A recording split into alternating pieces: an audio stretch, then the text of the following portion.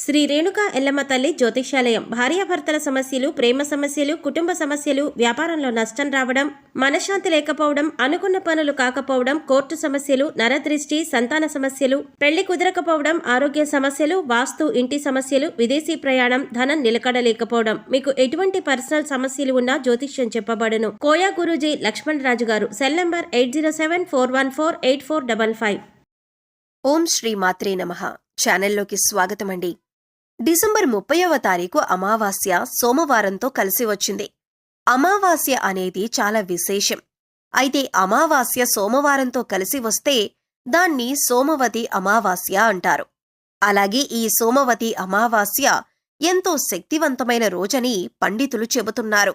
ఇంతటి విశేషమైన రోజున సింహరాశి వారు ఏ పనులు చేయటం వల్ల మీలో ఉన్న నెగిటివ్ ఎనర్జీ తొలగిపోయి విశేషమైన ధనలాభం కలిగి మీకున్న ఆర్థిక కష్టాలు తొలగిపోతాయి అనే అంశాలతో పాటుగా స్నానం చేసే నీటిలో ఏం కలుపుకోవాలి, ఆ పదార్థాలు ఎందుకు కలుపుకోవాలి అనే అంశాలను ఈ వీడియోలో మనం వివరంగా తెలుసుకుందాం.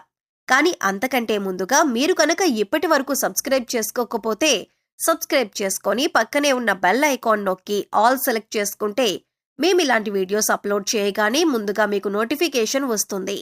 ఇక వివరాల్లోకి వెళ్లిపోతే, ముందుగా అమావాస్య రోజు ఏ పనులు చేస్తే అదృష్టం కలిసి వస్తుందో, ఏ పనులు చేస్తే దురదృష్టం కలుగుతుందో తెలుసుకుందాం. అమావాస్య చాలా శక్తివంతమైంది. అమావాస్య రోజు కొన్ని పనులు చేస్తే అదృష్టం బాగా కలిసొస్తుంది. అమావాస్య రోజు ఎవరైనా సరే సూర్యోదయానికి పూర్వమే తలస్నానం చేయాలి.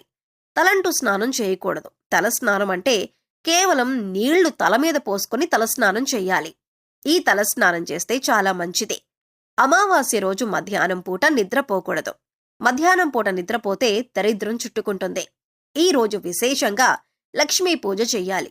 అమావాస్య రోజు చేసే లక్ష్మీ పూజను ఐశ్వర్య లక్ష్మీ పూజ అంటారు. ఈ పూజ చేయటం వల్ల ఆర్థిక సమస్యలన్నీ తొలగిపోతాయి. అమావాస్య సందర్భంగా అన్నదానం చేసినా, వస్త్రదానం చేసినా విశేషమైన శుభ ఫలితాలు కలుగుతాయి.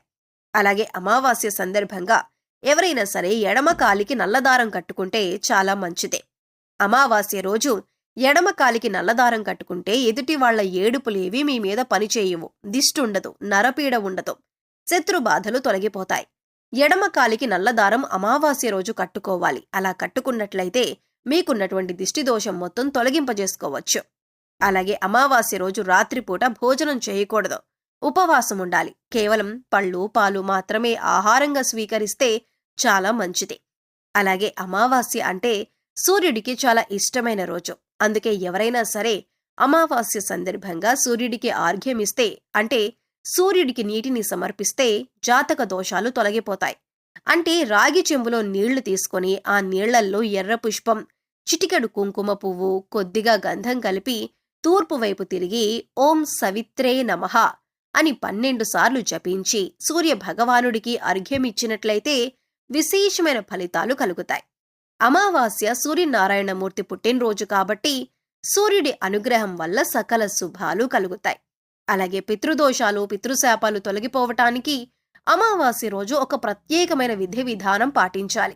మీకు దగ్గరలో రావి చెట్టు ఉన్నట్లయితే రావి చెట్టు దగ్గరికి వెళ్లి రావి చెట్టు మొదట్లో ఆవాల నూనె అంటే మస్టర్డ్ ఆయిల్ ప్రమిదలో పోసి 8 ఒత్తులు విడిగా వేసి దీపాన్ని వెలిగించాలి. అమావాస్య రోజు ఎవరైతే రావి చెట్టు దగ్గర ఆవాల నూనె దీపం పెడతారో వాళ్లకున్నటువంటి పితృదోషాలు, పితృశాపాలు అన్నీ తొలగిపోతాయి. అలాగే అమావాస్య సందర్భంగా నవధాన్యాలకు సంబంధించిన ఒక ప్రత్యేకమైన పరిహారం పాటిస్తే లక్ష్మీ కటాక్షం చాలా సులభంగా కలుగుతుంది. నవధాన్యాలు అమావాస్య రోజు నానబెట్టి వాటిని లక్ష్మీదేవికి నైవేద్యంగా సమర్పించి ఆ తర్వాత ఆ నవధాన్యాలు ఎక్కడైనా పరిశుభ్రమైన ప్రదేశంలో జల్లాలి. కొన్ని రోజుల తర్వాత నవధాన్యాలకు మొలకలు వచ్చాక ఆ మొలకలు వచ్చిన నవధాన్యాలు గోవుకు ఆహారంగా తినిపించాలి. అమావాస్య రోజు నవధాన్యాల పరిహారం పాటించడం ద్వారా ఆర్థిక ఇబ్బందుల నుంచి సులభంగా బయటపడవచ్చు. అమావాస్య సందర్భంగా ఈ ప్రత్యేకమైన విధి విధానాలు పాటించండి. అమావాస్య రోజు కామ్య కర్మలేవి చేయకూడదు. అంటే కోరుకుని చేసేటటువంటి కార్యక్రమాలేవి కూడా చేయకూడదు.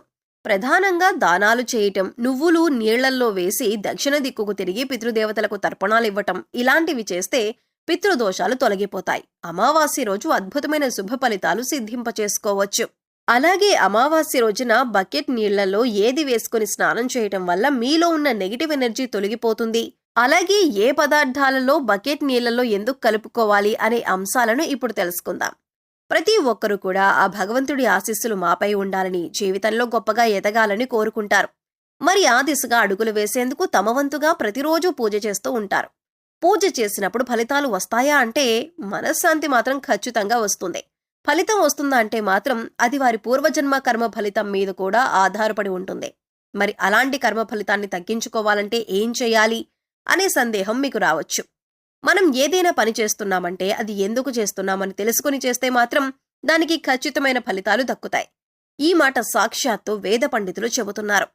ఇంతటి విశేషమైన రోజున ఈ చిన్న పరిహారం చేసినట్లయితే కనుక లక్ష్మీ కటాక్షం కారణంగా దారిద్ర్య బాధలు తొలగిపోయి సిరి సంపదలు చేకూరుతాయి. చూడటానికి ఈ పరిహారాలు తేలిగ్గా అనిపించొచ్చు, కానీ వీటి ఫలితాలు మాత్రం చాలా గొప్పగా ఉంటాయి. ఇందుకోసం మీకు ముఖ్యంగా కావాల్సింది నమ్మకం, అలాగే ఈ పరిహారం మనకి పనిచేస్తుంది, కష్టాల నుంచి బయటపడేస్తుంది అనే విశ్వాసం. పరిహారంలో భాగంగా ముందు స్నానం చేసే నీటిలో ఏమేమి కలుపుకుంటే మీకు లక్ష్మీదేవి అనుగ్రహంతో సిరి సంపదలు పొందుతారో చూద్దాం. అంతేకాదు వాటిని ఎందుకు కలుపుకోవాలి అనే విషయాన్ని కూడా తెలుసుకుందాం. ఈ సృష్టిలో ప్రతి ఒక్క పదార్థానికి కూడా ఒక ప్రత్యేకత ఉంటుంది. అంతేకాదు మనం కనుక మనసులో బలంగా సంకల్పించుకుంటే ఆ పదార్థంలో ఉన్న గుణం ప్రత్యేకమైన పదార్థాలతో చేర్చి ఉపయోగించటం వల్ల మన సంకల్పాన్ని భగవంతునికి చేరవేస్తుంది. కానీ ఈ పరిహారాలు తేలిగ్గా ఉన్నాయి కదా చేసేద్దాం అని చేయటం కాదు, మనస్ఫూర్తిగా నమ్మి చెయ్యాలి. అప్పుడే మీకు సత్ఫలితాలు వస్తాయి. ఇక ఇంతటి విశిష్టమైన అమావాస్య రోజు ఈ రాశివారు ఉదయాన్నే నిద్రలేచి చక్కగా స్నానం చేయండి. అలాగే స్నానం చేసే నీటిలో ఒక తమలపాకు, కొద్దిగా రాళ్లొప్పు, అలాగే 2 హారతి కర్పూరం బిళ్లలు పొడి చేసి వేసుకొని ఇవన్నీ నీళ్లలో కలుపుకొని స్నానం చేయాలి. ఈ నీళ్లతో పిల్లలు ఇంకా పెద్దవాళ్లు కూడా స్నానం చేయొచ్చు. తమలపాకులు అంటే శుభ సూచకం, అలాగే భగవంతుడికి ఎంతో ఇష్టం. అంతేకాకుండా ఈ పదార్థాలన్నీ కూడా మీలో పాజిటివ్ ఎనర్జీని పెంచుతాయి, మీ చుట్టూ ఉన్న నెగిటివ్ ఎనర్జీని తీసేస్తాయి. ఈ పదార్థాలను నీళ్లలో కలిపి స్నానం చేయటం వలన భగవంతుని అనుగ్రహాన్ని పొందుతారు. బకెట్ నీళ్లలో ఒక తమలపాకు వేసి అరగంట తర్వాత స్నానం చేస్తే శరీరానికి మరింత స్వచ్ఛత లభిస్తుంది, ఒంట్లో ఉండి నెగిటివ్ ఎనర్జీ అంతా తొలగిపోతుంది. ఇక రెండో పదార్థం మనం నీళ్లలో కలిపింది రాళ్లొప్పు. ఈ రాళ్లొప్పు నీళ్లలో కలపటం వల్ల మనలో ఉన్నటువంటి నకారాత్మక శక్తి అనేది తొలగిపోతుంది, అంటే నెగిటివ్ ఎనర్జీ. వాస్తవానికి చెప్పాలంటే మనకు తెలియకుండా మన మీద ఒక రకమైన నకారాత్మక శక్తి పనిచేస్తూ ఉంటుంది. ఇక ఇలాంటి నకారాత్మక శక్తి ఉన్నప్పుడు మనం చేసే పనుల్లో ఆటంకాలు రావటం, అలాగే ఆర్థికంగా కుంగిపోవటం, ఇలాంటివన్నీ చూస్తూ ఉంటాం.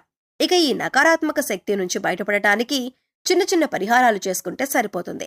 దాన్ని తొలగించుకోవటానికి రాళ్లొప్పు మనకి ఎంతగానో సహాయపడుతుంది.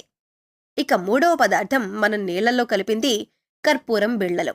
ఇలా 2 కర్పూరం బిళ్లను పొడి చేసి నీళ్లలో కలపటం వల్ల మనలో దైవభావం పెంపొందుతుంది. దీని నుంచి వచ్చే సువాసన మనలో ఉన్న చెడు ఆలోచనలను తొలగించి ఆధ్యాత్మికం వైపు మనల్ని నడిపిస్తుంది. సో చూశారు కదండి, డిసెంబర్ 30వ తారీఖు అమావాస్య రోజున ఈ రాశివారు ఏ చిన్న పరిహారం చేయటం వల్ల వారి జీవితంలో ఉండే కష్టాలు, నష్టాలు అన్నీ తొలగిపోతాయి అనే అంశాలతో పాటుగా అమావాస్య రోజు స్నానం చేసే బకెట్ నీటిలో ఏది కలుపుకొని స్నానం చేయటం వల్ల నెగిటివ్ ఎనర్జీ తొలగిపోయి ఆర్థికంగా అభివృద్ధి చెందుతారు అనే అంశాలను ఈ వీడియోలో మనం వివరంగా తెలుసుకున్నాం కదా. ఈ వీడియో మీకు నచ్చినట్లయితే ఖచ్చితంగా ఒక లైక్ చేయండి. అలాగే మీ ఫ్రెండ్స్ అండ్ ఫ్యామిలీ మెంబర్స్లో ఎవరైనా సింహరాశి వారు ఉన్నట్లయితే వారితో ఈ వీడియోను షేర్ చేసుకోవటం మర్చిపోకండి.